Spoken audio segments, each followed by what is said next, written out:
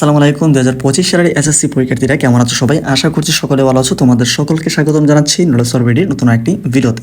তো তোমরা আশেপাশে কিন্তু অনেক ধরনের নিউজ পাচ্ছ তোমাদের 2025 সালের এসএসসি পরীক্ষাটা পিছিয়ে যাবে। তো দেখা গেছে এখানে 1-2 মাস পিছানোর একটি সম্ভাবনা রয়েছে, আর এই পিছানোর জন্য যথার্থ কিন্তু এখানে কারণ রয়েছে।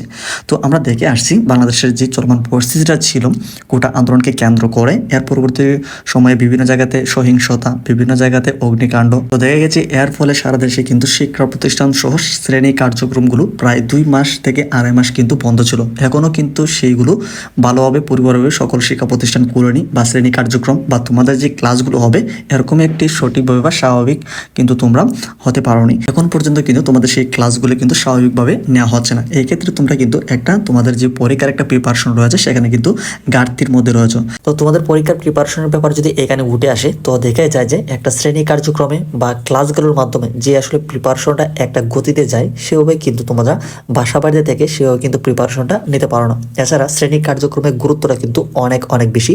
সেটা হয়তো তোমরা রিয়েলাইজ না করতে পারলেও তোমরা পরবর্তীতে একটা টাইমে গিয়ে তোমরা এটা আসলে তোমরা অনুভব করতে পারবে।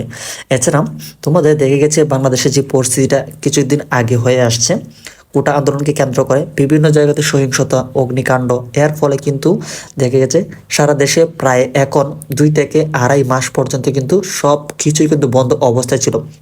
এখন পর্যন্ত কিন্তু কোনোভাবে এগুলো ঠিকঠাক করা হয়নি বা এখনও কিন্তু স্বাভাবিক নিয়মে ফিরতে পারেনি। তো দেখা গিয়েছে এখানে 2 থেকে 2.5 মাস পর্যন্ত তোমরা কিন্তু একদম বন্দি অবস্থায় ছিলে। কোনো প্রকার শিক্ষা প্রতিষ্ঠান সকল কিছু কিন্তু বন্ধ ছিল, শ্রেণী কার্যক্রম বন্ধ ছিল।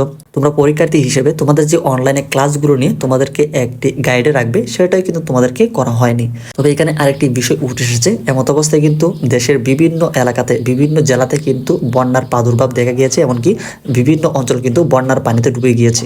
তো ওই অঞ্চলের আসলে যারা শিক্ষার্থী রয়েছে তারাই তো আসলে এখন তাদের জীবন নিয়ে একটা খেলা হচ্ছে, অবস্থায় কিন্তু তারা প্রিপারেশনে কিন্তু যেতে পারছে না। এই সকল বিষয়গুলোর কারণে তোমাদের উপর যে একটা প্রভাব পড়েছে, ওভারঅল বিষয় নিয়ে দেখা গেছে তোমাদের 2 থেকে 2.5 মাস শিক্ষা প্রতিষ্ঠান বন্ধ ছিল, এখন আবার বন্যা, এই সব কিছু মিলিয়ে দেখা গিয়েছে তোমাদের 1-2 মাস পিছালে হয়তোবা তোমাদের জন্য অনেকটা ভালো হবে। শ্রেণী কার্যক্রমের মাধ্যমে তোমাদের সেই প্রস্তুতিটা নিলে বা তোমাদেরকে গুছিয়ে নেওয়ার জন্য একটা ব্যবস্থা করলে হয়তোবা তোমরা বিশেষভাবে উপকৃত হবে। এমত অবস্থায় তোমরা দাবি করছো যে তোমাদের যে পরীক্ষাটা রয়েছে সেটা 1-2 মাস পিছালে ভালো হবে।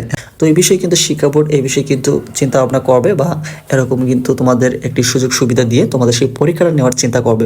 তো এই বিষয়ে আসলে তোমাদের মতামত কি অবশ্যই কমেন্ট সেকশনে জানাবে। তো তোমাদের এই 2025 সালে এসএসসি পরীক্ষাটা কবে নেওয়া হবে এই বিষয়ে যদি আমরা তোমাদেরকে একটু দেখিয়ে দিই, তো দেখো তোমাদের এসএসসি পরীক্ষার আগে কিন্তু একটা টেস্ট পরীক্ষা নেওয়ার কথা ছিল। তো আমরা দেখতে পেয়েছি তোমাদের 2025 এসএসসি পরীক্ষার যে টেস্ট পরীক্ষাটা সেটা কিন্তু অক্টোবর থেকে নভেম্বর মাসে নেওয়ার একটি পরিকল্পনা কিন্তু শিক্ষা বোর্ডের ছিল। তো দেশে যেহেতু এরকম একটা পরিস্থিতির শিকার হয়েছে, সেক্ষেত্রে এই সময়টাতে তোমাদের আর নেওয়া পসিবল হচ্ছে না। তো দেখা গেছে তোমাদের সেই টেস্ট পরীক্ষাটা নভেম্বর মাসে বা নভেম্বর মাসের পরবর্তী সময় কিন্তু নেওয়ার একটি সম্ভাবনা রয়েছে।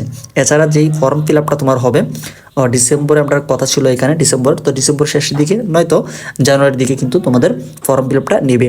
তো জানুয়ারির দিকে ফর্ম ফিল আপটা নিলে তোমাদের কিন্তু পরবর্তী সময়ে তোমাদের রুটিনটাও কিন্তু দিয়ে দেওয়া হবে একটা নির্দিষ্ট সময়ের পরবর্তী সময়ে। তারপরে 2025 সালে এসএসসি যে ফাইনাল পরীক্ষাটা রয়েছে সেটা কিন্তু যদি 1-2 মাস পিছিয়ে যায়, সেক্ষেত্রে মার্চে নেওয়ার একটি সিদ্ধান্ত কিন্তু আসতে পারে।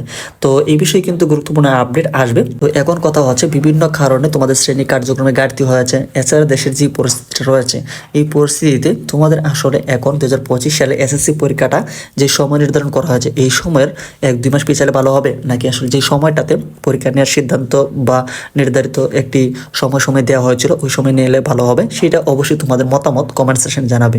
পরবর্তীতে আপডেট পেতে অবশ্যই চ্যানেলটিকে সাবস্ক্রাইব করে রাখো।